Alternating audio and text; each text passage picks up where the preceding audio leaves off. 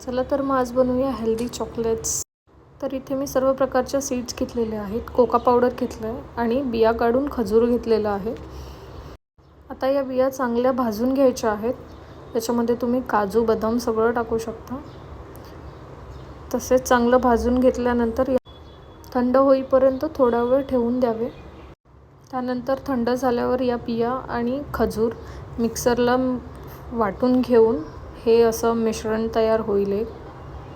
त्यामध्ये काही पाणी वगैरे टाकायचं नाही आहे, कारण जे खजूर आहे त्याच्यात ओलावा असतो आणि ते चांगलं असं ज्या भाजलेल्या बिया असतात त्यांना पण एकजूट करून घेतं. खूप क्विक रेसिपी आहे. मी आता इथे शेप देण्यासाठी चॉकलेट मोल्ड घेतलेला आहे. तुम्ही हे नाही घेतलं तरी चालेल. तुम्ही साधा आकार कोणताही तुमच्या मर्जीने आकार देऊ शकता.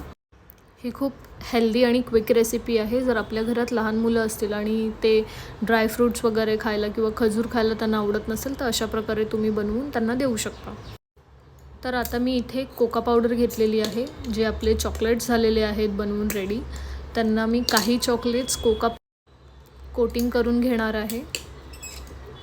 थोडं टेस्टसाठी अजून इंटरेस्टिंग लागण्यासाठी, बाकी काही नाही. तुम्ही नाही घेतलं तरी चालेल.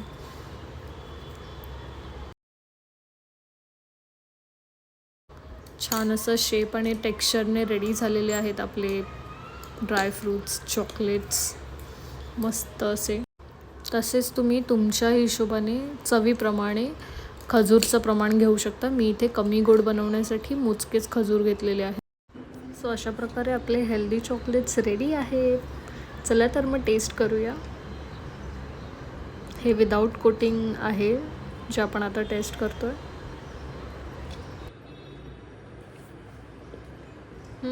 मस्त आहे.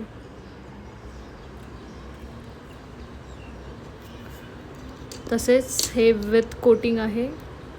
हे खाताना सुरुवातीला कडू लागतात कारण ते कोका पावडरमध्ये कोट केलेलं आहे म्हणून, पण टेस्टला दोन्ही पण खूप अमेझिंग आहेत. मला तर खूप आवडले. तुमच्या फॅमिलीलाही नक्की आवडेल. ट्राय करून बघा आणि कमेंट सेक्शनमध्ये सांगायला विसरू नका की रेसिपी कशी होती. Thank you so much. बाय.